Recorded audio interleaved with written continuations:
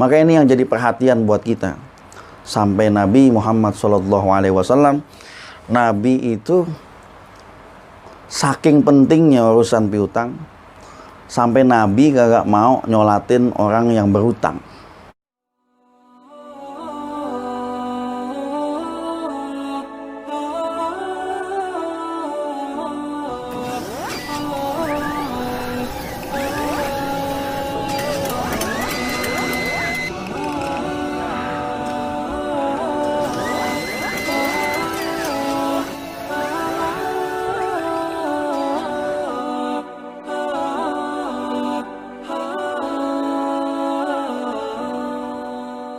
Jangan lupa subscribe, like, komen, dan share.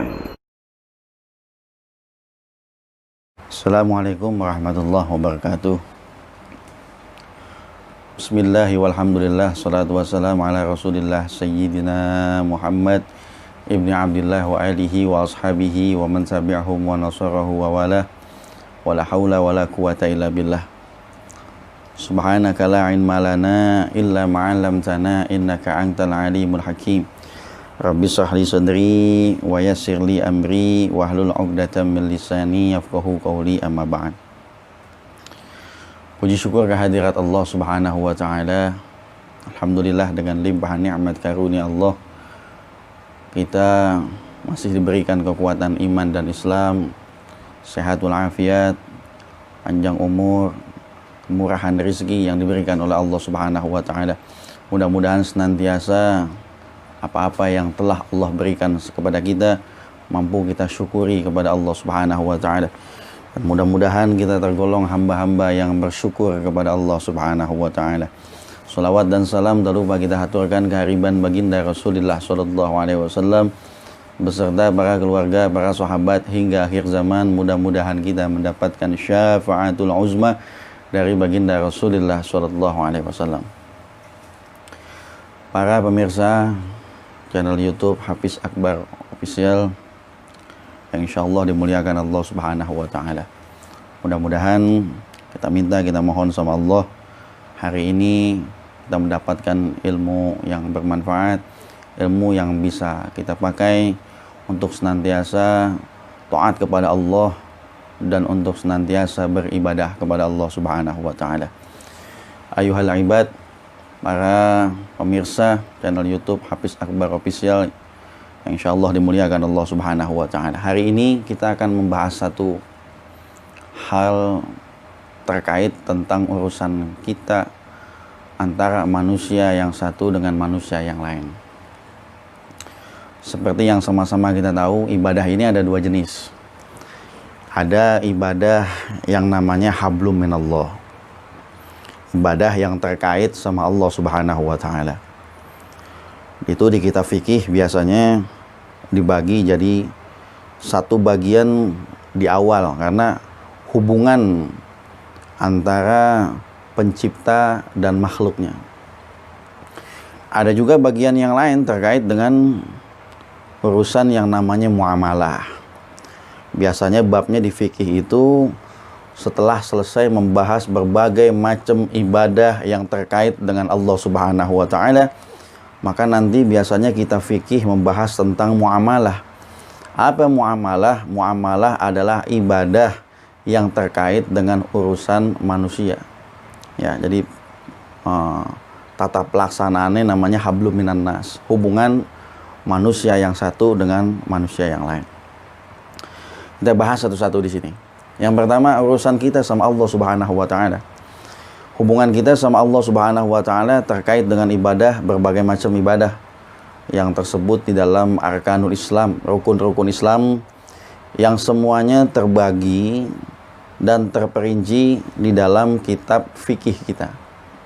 Bagaimana cara seorang hamba biar dia beribadah kepada Allah Subhanahu wa taala dengan ibadah yang baik, sesuai dengan rukunnya, sesuai dengan syarat sahnya, sesuai dengan hal-hal yang membatalkan untuk kita jauhin, dan sesuai dengan sunnah-sunnah yang ada di ibadah tersebut. Maka terkait dengan urusan hablum minallah, Allah diterangin semua dalam Al-Quran. Bagaimana seorang yang dia ibadah kepada Allah, dia dapat apa? seseorang yang bermaksiat kepada Allah, dia bakal dapat apa? Dan yang pastinya, selama kita ada di dunia ini, Allah Subhanahu wa Ta'ala masih menuangkan rahmatnya seluas-luasnya.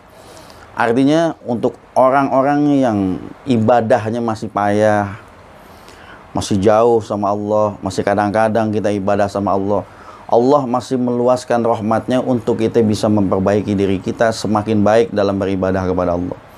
Dan terkait dengan orang-orang yang maksiat, ya, yang jauh sama Allah, yang nggak pernah ibadah, yang maksiat, selama dia masih di dunia ini masih bisa dimungkinkan sama Allah Subhanahu wa Ta'ala. Kalau dia terpanggil, ya, dari hatinya, urusan terkait hidayah dan taufik dari Allah Subhanahu wa Ta'ala. Itu yang namanya urusan yang namanya ibadah sama Allah, atau yang terkenal dengan hablum minallah. Nah, sekarang kita bahas tentang hablum minan nas. Hablum minan nas ini banyak. Salah satunya adalah jual beli, sewa menyewa, pinjam meminjam.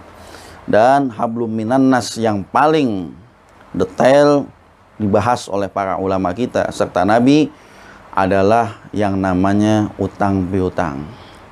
Ini hablum minan nas yang sangat terkait hebat antara manusia yang satu dengan manusia yang lain. Ya, jadi yang perlu dipahami adalah seringkali manusia itu banyak jatuh ke dalam neraka bukan sebab karena dosa dia terkait dengan urusan Allah Subhanahu wa Ta'ala. Tapi terkadang dosa sesama manusia ini yang mampu menyeret kita masuk ke dalam situ. Karena hati manusia ini beda-beda nih.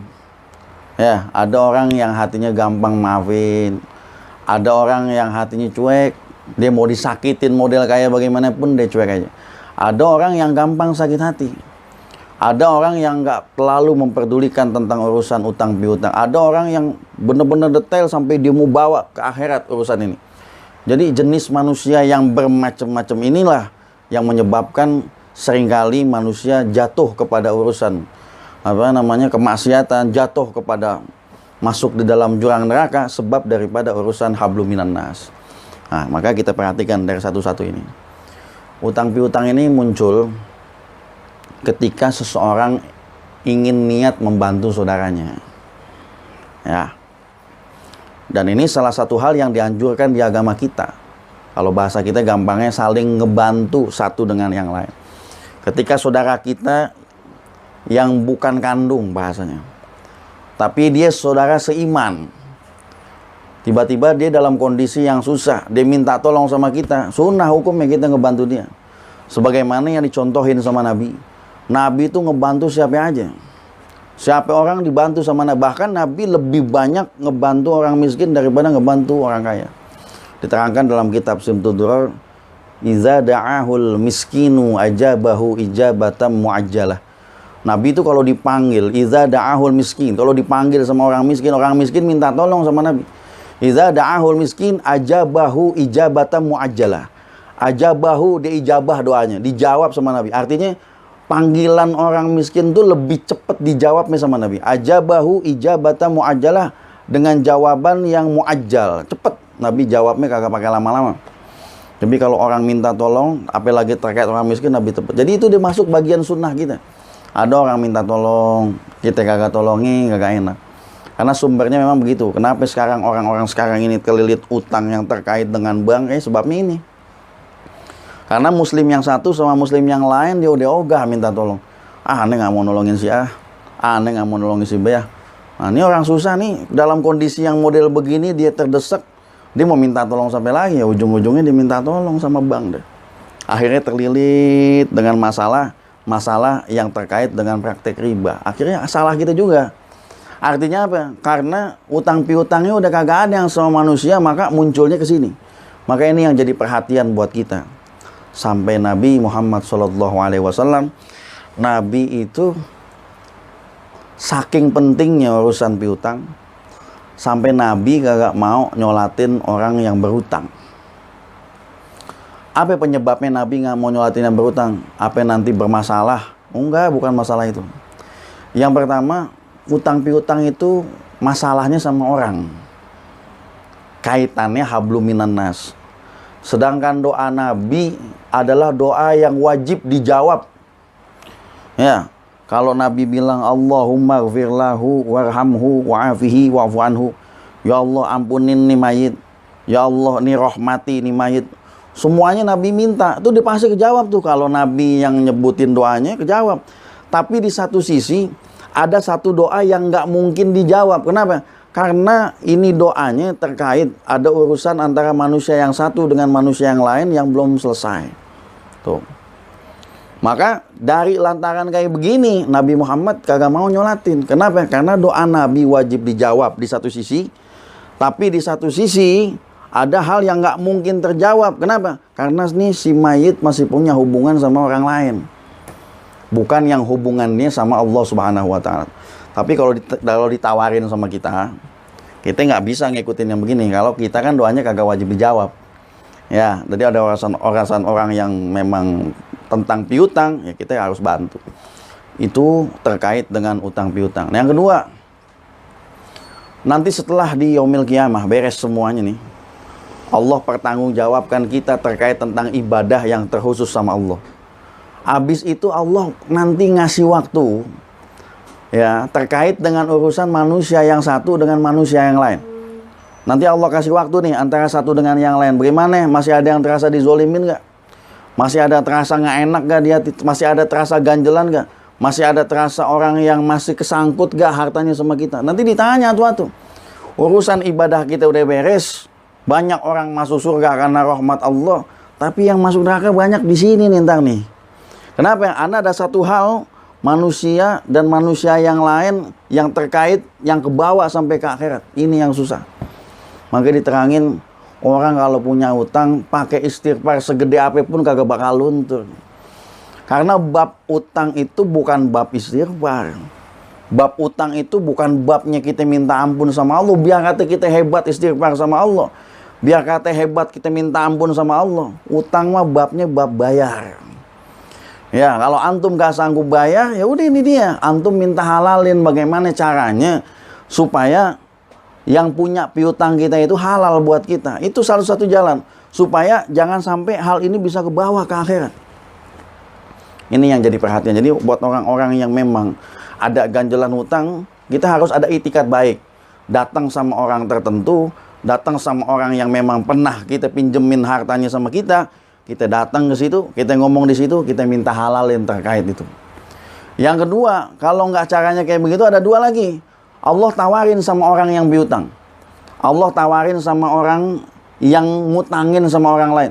Kalau ente mau ngebebasin satu dengan yang lain, Allah bakal turunin rahmat buat dia. Itu tertuang dalam hadis Nabi, Ar-Rahimu yarhamuhumur rahman. Ya, orang yang berkasih sayang satu dengan yang lain, yarhamuhumur rahman. Dia pasti bakal disayang sama Allah Subhanahu wa Ta'ala.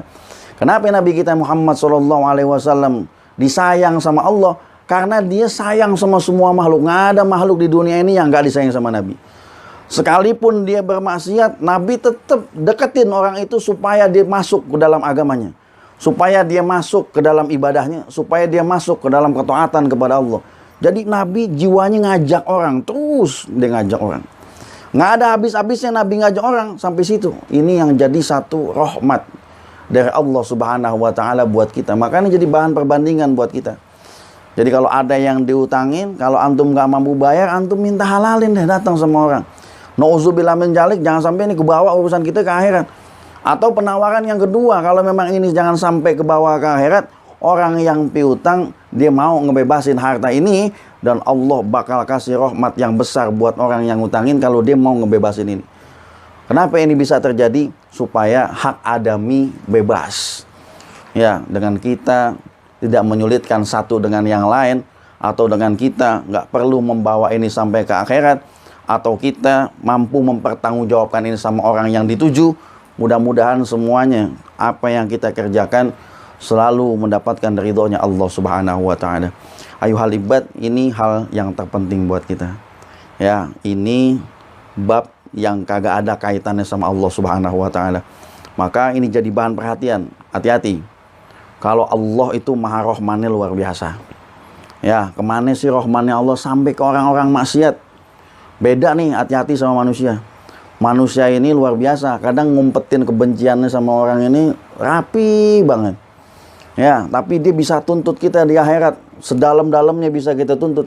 Makanya paling ribet nih kalau khatib kita ya, urusan yang sama orang daripada urusan yang sama Allah. Ribet urusannya, kenapa? Karena orang nggak gampang ngelolosin kita. Ya Allah, saya nggak mau kayak begitu. Ya Allah, saya mau tuntut dia. Ya Allah, saya kagak seneng tuh digituin kemarin tuh, sampai begitu. Itu makanya urusan manusia sama manusia. Makanya kembali lagi kepada saya bicarain yang tadi sebelum ini, banyak orang yang terjatuh ke dalam neraka itu sebab terkait urusan manusia yang satu dengan manusia yang lain.